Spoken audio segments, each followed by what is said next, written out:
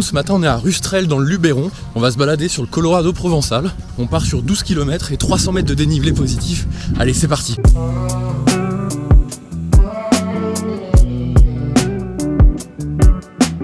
Je me suis stationné au parcours officiel du Colorado provençal. Il était 9h moins le quart et il y avait déjà vachement de monde. Donc si vous voulez prévoir le coup pour pas être embêté sur les sentiers, venez vachement tôt ou en semaine hors période de vacances scolaires, mais bon ça c'est classique, je vous apprends rien. Bon là il y a une petite difficulté à traverser parce que je fais pas le parcours touristique, je fais le tour du Colorado provençal qui fait que je rentre pas dans le vif, mais je vais contourner pour avoir une belle vue. Du coup il y a moins de monde quand même sur le sentier, mais il y a des passages un peu moins balisés comme celui-ci. Donc là clairement il va falloir sauter. Et avec la caméra dans la main ça va pas être évident, mais on y va, on se lance et voilà. C'est parti, on continue.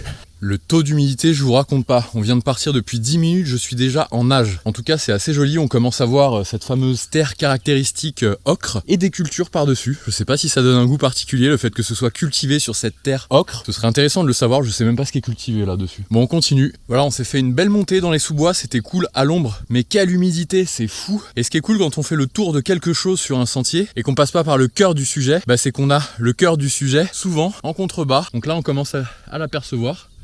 C'est hyper vertigineux, je m'approche pas plus que ça là, je suis à 1,5 m du bord, ce sera bien suffisant. On continue de monter et je pense qu'après on verra les fameuses falaises ocre caractéristiques du Colorado provençal. Allez, on est reparti. Bon, je profite d'une petite montée à l'ombre pour parler du sujet de cette vidéo, bâton ou pas bâton sur le GR20. Je fais cette vidéo maintenant parce que je vais bientôt arriver dans le site touristique et il y aura trop de monde pour faire une vidéo, donc je vous en parle maintenant. Je vais couper court au suspense, je ne prendrai pas de bâton sur le GR20. Pourquoi ? Pour la simple et bonne raison que c'est des changements de terrain, des fois tous les 200 mètres. Donc on va avoir un petit sentier, on va pouvoir planter les bâtons pendant 500 mètres, puis un passage technique où il va falloir poser les mains, donc il va falloir ranger les bâtons, puis après ça va redevenir roulant, donc on va pouvoir les ressortir, puis ça va être technique, il va falloir les ranger, les sortir, les ranger. En gros, ça va être chiant, surtout quand on court et qu'il y a du rythme. On n'a pas le temps de se poser pour plier les bâtons, les ranger. Avec n'importe quel bâton de trail, hein, même ceux ultra légers, qui se déplient de façon télescopique, tout ce qu'on veut, sur des sacs de trail comme celui-ci et comme celui que je vais avoir sur le GR20, je vais dire c'est pas un clip quoi. Il faut se poser, les sangler, après ils bougent un peu partout. En fait, au-delà même de la praticité, c'est aussi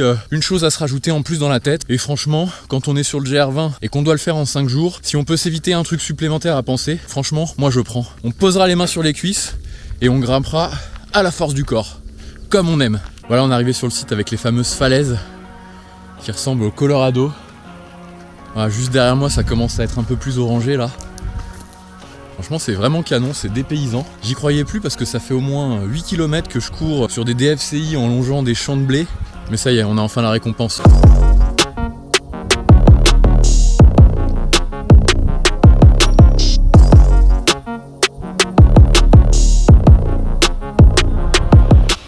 Voilà, j'arrive au parking, balade tranquille. C'est pas vraiment ce à quoi je m'attendais, je vais être honnête. Je pensais voir plus de paysages caractéristiques du Colorado provençal. En même temps, je voulais éviter la foule, on est dimanche matin. J'ai pas pu partir super tôt, parce que si je suis dans le Luberon, c'est parce que je suis en séminaire avec tous mes collègues. Donc je me voyais pas partir à 5 du mat pour aller faire mon trail. Donc du coup, c'était volontaire de faire le tour et pas de passer directement sur les sentiers les plus empruntés. Donc on a quand même vu quelques paysages. Retour au parking et je retrouve voir mes collègues pour la dernière journée du séminaire. J'espère que cette petite vidéo vous a plu. N'hésitez pas à vous abonner pour avoir des notifications quand j'en sors une nouvelle à peu près toutes les semaines jusqu'au GR20. Et puis après j'essaierai de continuer. Bonne journée, à très vite.